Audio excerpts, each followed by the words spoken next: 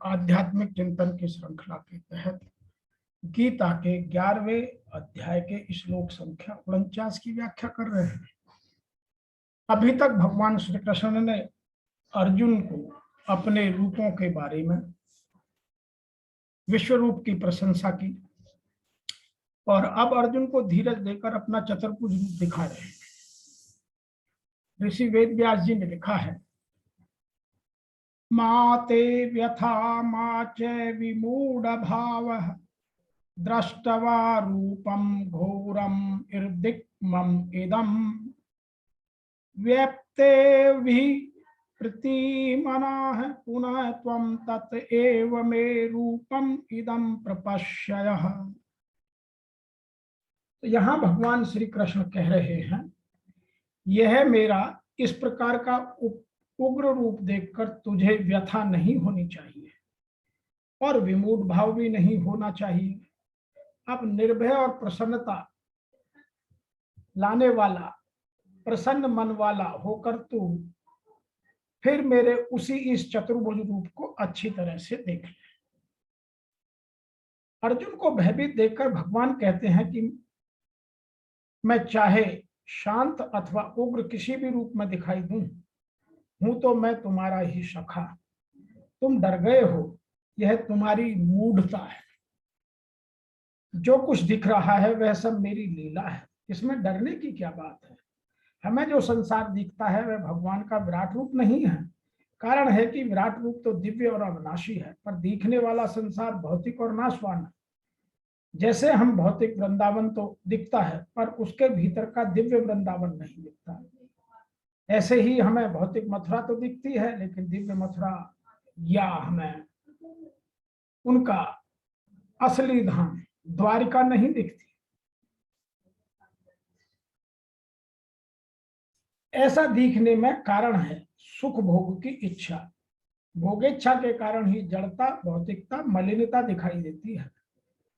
यदि भोगेच्छा को लेकर संसार में आकर्षण न हो तो सब कुछ चिन्ह में विराट रूपी ही है। तो इस बात को भगवान हमें समझा रहे हैं और गीता में ऋषि वेदव्यास जी ने जल कल्याण के लिए इस बात को बड़े विस्तार रूप से समझाने के लिए लिखा है कि मेरे इस प्रकार के विकराल रूप को देखकर तुझको व्याकुलता नहीं होनी चाहिए और मूढ़ भाव भी नहीं होना चाहिए। तू भयभीत रहित, प्रीति युक्त अर्थात प्रेम से भरकर प्रीति युक्त मन वाला होकर उसी मेरे इस शंख चक्र गदा पद्म युक्त चतुर्भुज रूप को देख। In English, be not afraid nor bewildered on seeing such a terrible form of mine as this, free from fear and cheerful at heart. Do thou again see this my former form. Some people are describing English differently. They said, be not fearful and witnessing this fire from form of mine. Be not bewildered, overcoming fear with a happy mind. May you behold that my earlier form. आइए अब इस बात को और थोड़ी आध्यात्मिकता के साथ समझने का प्रयास करते हैं। यहाँ भगवान कह रहे हैं, भगवत गीता के प्रारंभ में अर्जुन अपने पूज्य पितामह भीष्म और गुरु द्रोण के वध के विषय में चिंतित था, किंतु कृष्ण ने कहा कि उसे अपने पितामह का वध करने से नहीं डरना चाहिए। जब कौरवों की सभा में धृतराष्ट्र के पुत्र द्रौपदी का वस्त्रहरण करना चाह रहे थे तो भीष्म और द्रोण मौन थे।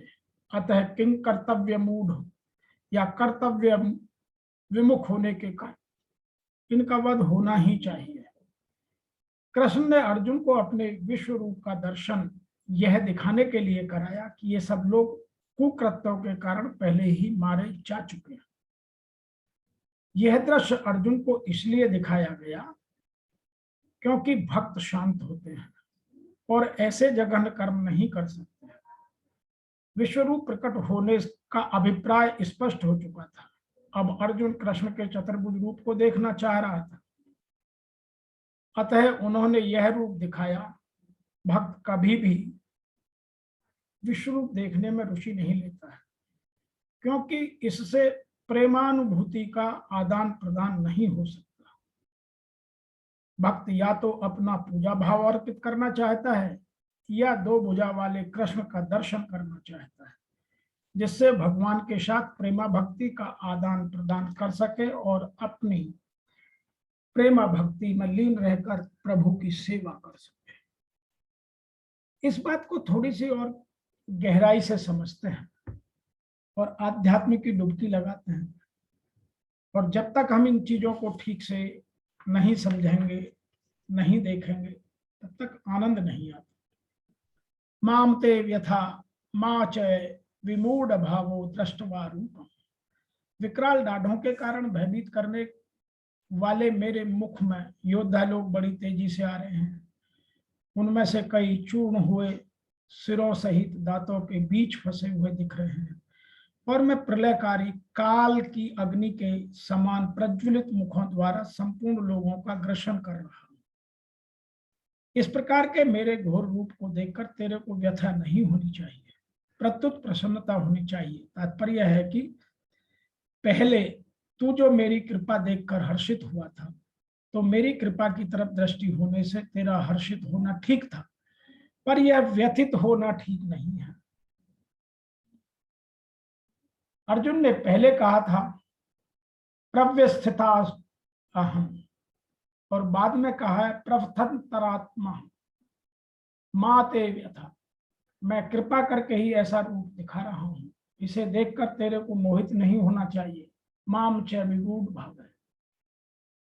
दूसरी बात, मैं तो प्रसन्न ही हूं और अपनी प्रसन्नता से ही तेरे को रूप दिखा रहा हूं, परंतु तू जो बार बार यह कह रहा है कि प्रसन्न हो जाओ, प्रसन्न हो जाओ, यह तेरा विमूढ़ भाव है, तू इसको छोड़ दे। तीसरी बात, पहले तूने ही कहा था कि मेरा मोह चला गया, पर वास्तव में तेरा मोह अभी भी नहीं गया है। तेरे को इस मोह को छोड़ देना चाहिए और निर्भय तथा प्रसन्न मन वाला होकर मेरा देव रूप देखना चाहिए। तेरा और मेरा जो संवाद है, यह तो प्रसन्नता से, आनंद से, लीला से होना चाहिए। इसमें भय और मोह बिल्कुल नहीं होने चाहिए। मैं तेरे कहे अनुसार घोड़े हाँकता हूँ, बातें करता हूँ, विश्वरूप दिखाता हूँ, आदि सब कुछ तेरे कहने पर ही तो कर रहा हूं। तो तूने मेरे में कोई विकृति देखी है क्या? मेरे में कुछ अंतर आया क्या? ऐसे ही मेरे विश्व को देखकर तेरे में कोई विकृति नहीं आनी चाहिए।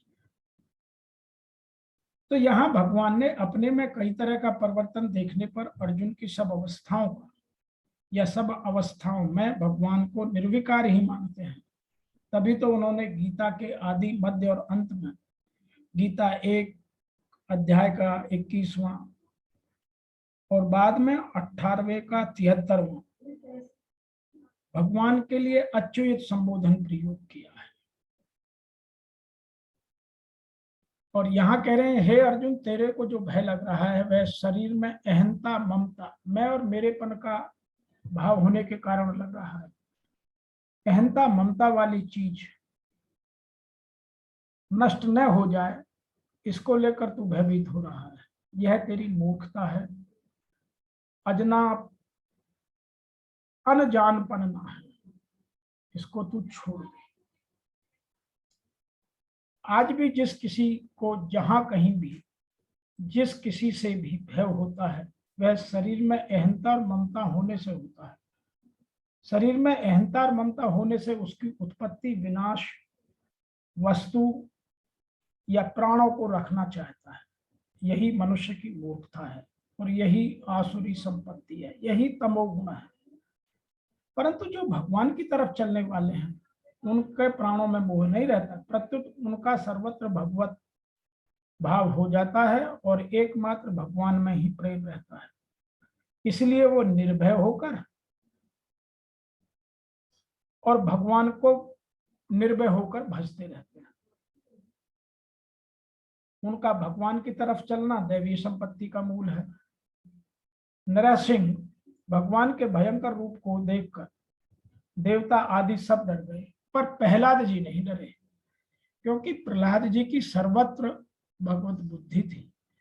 इसलिए वो नरसिंह भगवान के पास जाकर उनके चरणों में गिर गए और भगवान ने उनको उठाकर गोद में ले लिया, उनको जीभ से चाटने लगे।